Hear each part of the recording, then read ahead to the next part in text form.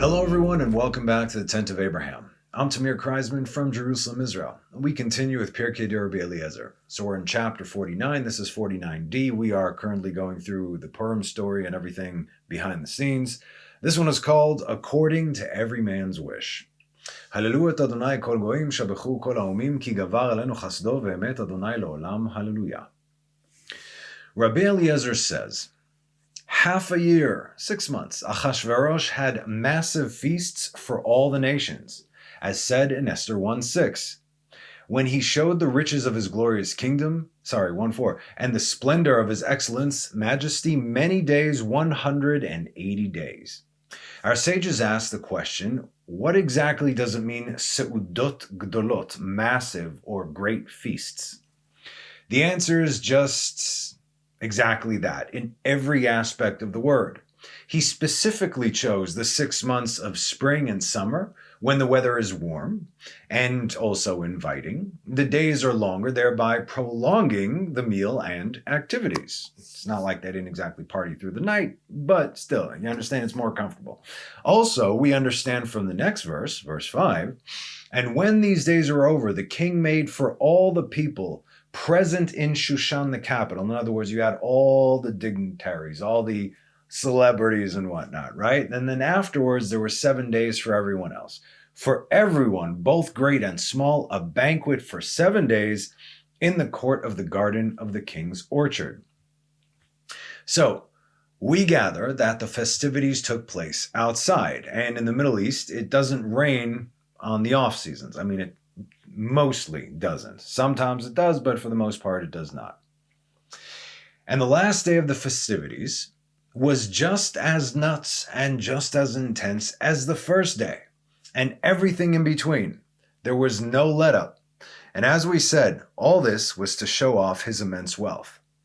To sum up what our commentators say about seudot gdolot, grand or lavish feasts, this was meant in every aspect of the word, the intensity, the amenities, the lengths of the feast themselves, as well as the length of days it took place in. So 6 months nonstop. Now, this next part of the text is interesting, and it says the following. And anyone whose food was in purity, they would give to him his food in purity. And anyone whose food was in impurity, they would give to him his food in impurity. So the basic understanding of this text might be that Ahasuerus had a bunch of, glatt kosher meals on hand to give to the Jewish dignitaries, but that was not the case. As you can see, since we know where the story is going. We all know where the story is, right? And we know that it is very likely the strongest allusion towards what we are facing and will have to face before the time of the end, free will, meaning if Amalek, Edom, the world forces a Jew to do something that will compromise their faith, that's one thing, like we said, like in the whole calling all Jews thing. There's no big win in that if you make somebody do something, if you force them to do something against their will. But if they convince the Jew to compromise themselves through coercion, peer pressure, or whatnot, that's something else entirely. Then you are making a choice. And that is generally the way of the world today. It's not a secret that if a person wishes to climb the ladder in the entertainment industry, they basically have to sell their souls. Does this mean that Satan comes down with a pitchfork and horns with the contract you have to sign in your blood? Right? Or rather, Satan's cronies come wearing suits for the contracts, right? That's pretty much how it works. If you want the riches, and if you want the fame, the adoration of the crowd, it's going to cost you. Because talent alone is meaningless if those in charge cannot control you. And so they slowly but surely help you get closer to that line that you may have set for yourself. I will not go past this line. There is a line, I will not cross it. No problem. What are they going to do? They will convince you to, well, listen, if you don't want to cross this line, then just move the line and you will never cross the line. And that's pretty much what they do. So, like we said, they will slowly but surely help you get closer to that line that you may have set for yourself, knowing full well your strengths and your weaknesses and having no problem exploiting them to the point that you no longer know who you are, because now you're just another cog in the machine, right? But there you go. Your money's what's going to keep you warm at night. The same goes with politics. If you play ball and vote on issues that are morally bankrupt, painfully obviously bad for those who look to you for their well-being, right? The people who voted you in, making you a millionaire in the process while people can't make ends meet. This is a direct indication that they sold their soul, right? There's always somebody on top. There's always a bigger fish, a bigger dog. Religious leaders who demand from their congregants complete and total surrender without question because, and I quote, God has anointed me the head of this yeshiva. So to go against me or to question me is to go against God. Just so you know, Jews do not speak this way. No Jew speaks this way. Messianic Jews maybe, right? But as idolaters, they have no future. Jews do not say these things. You are not supposed to say these things. Be very wary of people who seek power, who seek control, who seek to lead, who seek positions of leadership, who demand respect instead of command respect, who make threats, who flex their will over the weak. We just read this a couple weeks ago in Parshat Yitro regarding the right people to lead and judge Israel from Exodus 18:21. But you, Yitro said to Moses, shall choose out of the entire nation men of substance, God-fearers, men of truth, who hate monetary gain. You shall appoint them over Israel, right? Over the leaders of thousands, hundreds, fifties, and over tens. Now, who is this that shall choose? Who chose this was Moses, right? Why Moses? He's Gdol Ador, the spiritual leader of the generation, a tzaddik by anyone's standards. One who was in his position not because he chose it, not because he campaigned for it, but because he was actually, legitimately appointed by God, where all the people said, Amen. This is like the king of Israel. God will choose the king, but if the people do not accept the king's not a king. Hence, David Melech Israel Chai v'Kayam. Okay, so again, this is not by God. The Lord has anointed. No, nobody says this. Again, this is all cults and whatnot, right? The righteous who came before him, that's how this goes. As those who appointed him all live according to God's commands. And who are to be chosen? God-fearers, men of truth who hate monetary gain. I guess we can just about cross anyone in power and leadership today off the list. Anyone and everyone. This is an impossibility, direct contradiction. You think these men were, back then, were campaigning, vote for me to be in the Sanhedrin, vote for me to be in charge? No. These are the men who fled from power, and that's who you want in power. These are the men who hate money because they cannot be bought. It's so easy today to see who is for real and who is not. Again, if you just look at American politics. I think the entire concept of politics is garbage. But if you actually want to legitimately look on one side, you could pretty much look to the left, right? Why are these ex-presidents and these politicians and these senators sitting there for years upon years, supposed to be making between 100,000 and 1 million a year? Why are they walking away with hundreds of millions of dollars? Why are people still voting for them? Dummies, plain and simple. So again, it's so easy to see who's real and who's not. Just look at their bank accounts and at how long they have been in power, how they treat those who voted for them, but even more so, how they treat those who didn't vote for them. In fact, anybody in any situation or position of power that would forego morals, ethics, and even basic human decency for personal gain You have to understand, these people only have this life, as they have no fear of the Lord. None. That's it. Enjoy your days. Because when they are gone, and they will be gone, as we all will be, right? They will not be coming back, as the power they attempted to grab is the choice that they have made. And for that, not only does God not stand in their way, but they are assisted. As said in Proverbs 3:34. Now remember this. One goes to the scoffers, he will scoff. But if he goes to the humble, he evokes grace. Im laletzim hu yalitz, v'la'aniyim v'la'anavim iten chen. Of this, Rish Lakish says in Masechet Yoma 38b to 38a, in the bottom and in the top. If one comes to impurify, they open before him the opportunity to exercise his free will and do as he pleases. If one comes to purify, they assist him. Who's they? All of Shamayim. Everything. Call it the universe if you're not into that stuff, right? Whatever a person wants to do, they will be assisted in doing so. But we know very much which one is easier and which one is more difficult, and for good reason. The Talmud continues and brings the verse in Leviticus 11:43. And you shall not defile yourselves with them, that you should become unclean through them. This could be with eating, and this could be with the practices of any other nation.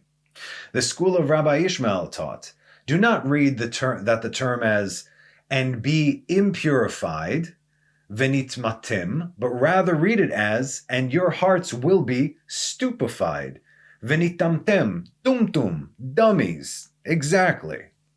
Follow those who choose to be impure, those who make a choice not to follow the ways of God. They are stupid, plain and simple. And so what does that mean to you if you're following these people, right? Okay. So the sages taught.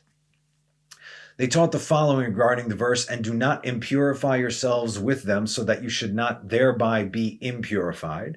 A person who impurifies himself just a bit, they impurify him greatly. In other words, you just got to go a little bit and you will, that's it.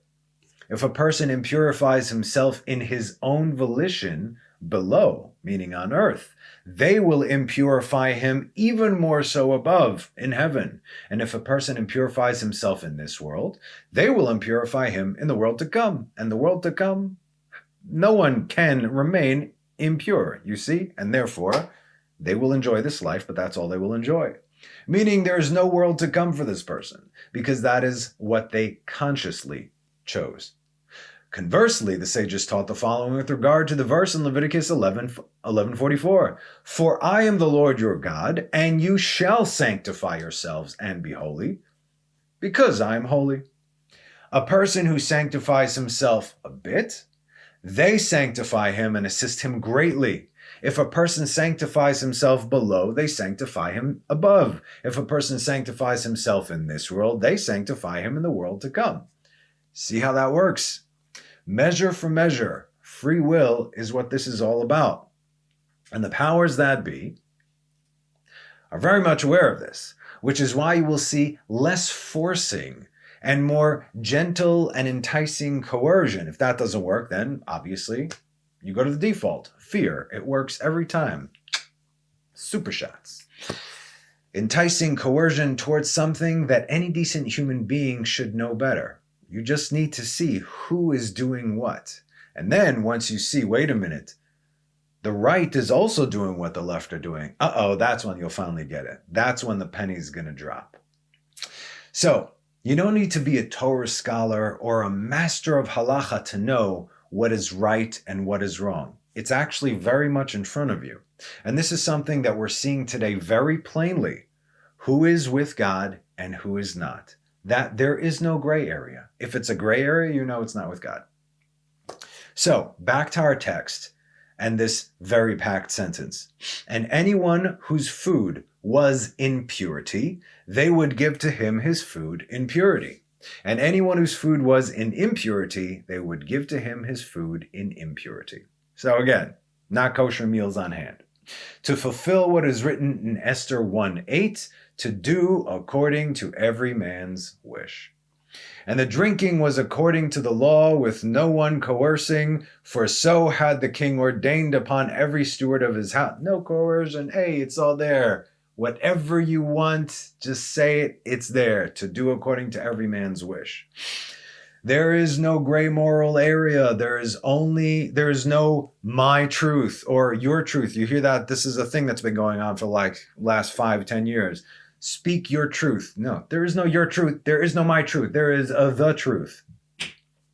There is only right or wrong, truth or lies. This is all or nothing. Everything is nothing more than distortion. And yes, I am referring to the teaching about this gray area in the world today, and that's from Calling All Jews distortion. Please, if you haven't listened to it, it'll give you a better sense of what you're actually facing.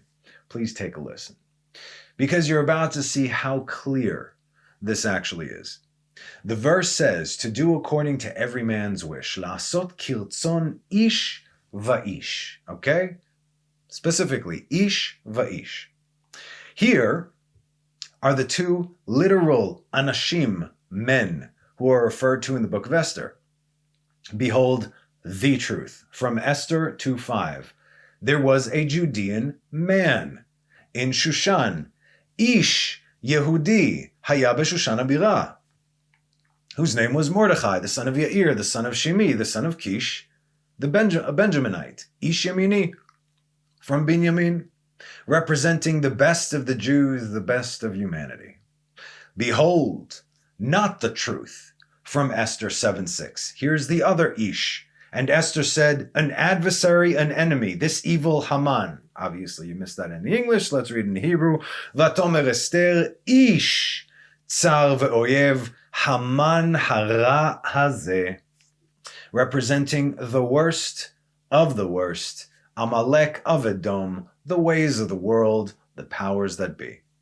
You see, the book of Esther is not just for this world, but also for the world to come. So when we read that every man chose what to eat at these festivities, this does not mean that Ahasuerus had a stockpile of glatt kosher meals for the Jews. It meant that if you chose to even be there, just be present. That was your choice, and you chose poorly, my friends, as Mordechai was screaming at them for going. And as we've learned, that action by the Jews to want to fit in with the world and partake in the debauchery for 6 months is what flipped the lid. That's what started this whole, here we go, annihilation plan. As a direct result, the decree for destruction came about from the other Ish, Haman, the one who invited them there with big smiles and kind words. Come, join our union of the nations. Come, be like us. You are totally welcome. Can I get you a kosher meal, or is this totally fine? Totally fine, right? No problem. Hey, whatever you want, we're here for you. We're here to support you. You matter. In this world, you get to choose who you want to live like, Mordechai or Haman. Polar opposites. And you cannot have both. You have to choose. Hence, to do according to every man's wish. La'asot kirtzon ish va'ish. Which ish do you want to be? And it was because of this feast, not many, just one long feast, one long party that caused God to turn on Israel and remind them who they are and the promises that they made. If you choose to live like the nations, then your end shall be by the hands of those who you choose to seek refuge in. You want to live like them? They're the ones that are going to kill you. But if you choose God, then no nation can touch you. Mordechai was the only one of the Jews who did not partake in this. And let's say, even for a moment, that all the Jews who were sitting there did not eat anything that wasn't kosher, did not drink any wine at all, because we know the laws of wine. Even if a non-Jew even touches an open bottle of wine, it's treif, you cannot drink that wine. Let's say they didn't drink any wine, it didn't eat any food, just, they munched on some apples or something like that. And also they didn't partake in any of the dancing and the festivities, and they kept their eyes to the ground all the time. So they didn't see everything that was going on there. Let's just say, for argument's sake, since we know in an environment like that, for 6 months, its very design is to assist every man to go after or achieve or receive his earthly desires. That was the point of that, right? Okay. No, if you go there, that's it, you're done. But let's just say they didn't. Let's just say they were just physically present. Did they learn Torah in that environment? Could they learn Torah in that environment? Could they pray in that environment? You see what I mean? The reason this was so bad, going there for 6 months, is the same reason baseless hate is so severe. We've learned on this before, but I'll give you this example so you understand that example, okay? In Leviticus 19, 17, and 18, it says the following. You shall not hate your brother in your heart. You shall not. Lo tisna et achicha bilvavcha. That's a negative command, like don't do. And then in verse 18, you shall love your neighbor as yourself. Don't hate, love. Positive command, negative command. Polar opposites. When you're doing one, you cannot do the other by default. You have a position of a negative command pertaining to the same thing, the relationship with your brother, your fellow. When you love him by default, you cannot hate him. Thereby you fulfill both positive and negative commands simultaneously. God gave us a beautiful twofer over here. And likewise, when you hate your brother, you by default cannot love him, turning something that would be a passive result or side effect into something that you are choosing to do. You are choosing to hold on to this hate. And when you hate your brother in your heart, that means that you are doing it all the time, whether you're awake, conscious, or whether you are sleeping, doing anything else, right? So, like we said, you do it all the time. When you carry hate in your heart all the time, you cannot serve God with love. It's impossible. And if you're asking, what does this have to do with God? As you can love God but hate your fellow, let's just read the end of the verse, shall we? There's a reason. You shall love your neighbor as yourself. I am the Lord. Everything depends on that. So first you shall love your neighbor as yourself, then come talk to God. Like we know, Yom Kippur, you got to go before God.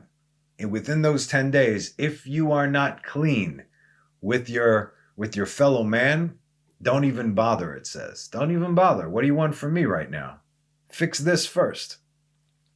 So this is it's a very simple concept, but you understand the point, yes? Now, back to our discussion. If you are doing anything else, even if you are not doing anything, then by default, you're canceling out Torah. You see, whether I'm doing any other activity or not doing any other activity, but not learning Torah, I'm canceling Torah this way or that way. This is not to say that it would be easy to learn Torah. It's not about that at all. In fact, we know that learning Torah by design, God told us, is something that God made to be difficult, hence the toiling in Torah. Torah is one of those things that God made difficult on purpose to get multiple mitzvahs. Because, hey, if it comes easy, then what are you getting out of that? But if you break your teeth and break your head to try and understand what is God telling me, that's a different story. This is by design, which is why God told us the attitude that we need to have for that. From Joshua chapter 1, as they entered the land of Israel, right? And look what he tells Joshua to tell the people. Just be strong and very courageous. This is what it's going to take. You want to be able to live the life of a Jew? Be strong and very courageous. You're going to need to be strong and courageous. Chazak ve'ematz me'od, very much, to observe and do according with all of the Torah that Moses, my servant, has commanded you. All do, not believe, not I'm feeling it, dude. No, to do, la sota, right? Do not stray therefrom right or left in order that you succeed wherever you go. If you go right or left, you know by default you will not succeed, and it will show. This book of the Torah shall not leave your mouth. You shall meditate therein day and night, in order that you observe to do all that is written in it. For then you will succeed in all your ways, and then will you prosper. Did I not command you? Again, yes, you did. 2 verses ago. Be strong and have courage. Halot tziviticha chazak ve'ematz. Be strong and have courage. Do not fear and do not be dismayed, for the Lord your God is with you wherever you go, so long as you live according to this, right? So how are you going to learn or even meditate on Torah in a place like that 6-month party? Come on now. If you were courageous, if you were strong, very strong, you might not have gone, right? But it was a choice that was made. And like all choices, now again, do we not understand what happened back then? The Jews were in captivity, right? They were taken off to Babylon in chains. We've been through it, and a lot of these classes about what took place from the time of the destruction, how they were led in chains all the way over there. And then you went through the Babylonian kingdoms, and now we're here with the Medes and then the Persians. They're like, oh, wow, they actually want us to be part of, okay. Of course, there's some human element over there, psychological, being beaten down for so many years. Now, oh, okay, maybe we could sit at the big boys table all of a sudden. You can see the appeal of that. If it wasn't a nisayon, if it wasn't difficult, then it wouldn't be a trial, you see? So of course they were like, yeah, let's go for sure. They had to think about it. And yet still, all right? So if you were courageous, you might not have gone, but it was a choice that was made. And like all choices, they carry consequences. Thank God that there is tshuva, which is what all this actually brought about. In other words, it had to happen, like we said, in order for what? The Purim story to take place. And so remember, our lives can be broken down to a series of choices. You could trace this going all the way back to childhood. If I wouldn't have done this, I wouldn't be here, and this led to that, and that led to this, and so on and so forth. Do it. It'll be fun. In other words, if you get to a point like, wow, my life drastically changed because I made that bad choice, which led to another bad choice. That's why we say, mitzvah goreret mitzvah, avera goreret avera. A mitzvah drags another mitzvah. A mitzvah brings along another mitzvah. A sin brings along another sin. It's a slippery slope in any direction that you choose to go. So, our lives, series of choices, wherever you choose, will be assisted by the heavens, both for good and bad. Because in the house of the King, he gave us the ability for free will to do according to every man's wish. So, as a result, please be aware of this and choose wisely, my friends. And that's our class today. Stick around for next week when we take a deeper look into what went down in these parties behind the scenes. Thank you as always for joining me. Have a wonderful rest of the week and have a Shabbat Shalom. Oh, and have a Chodesh Tov.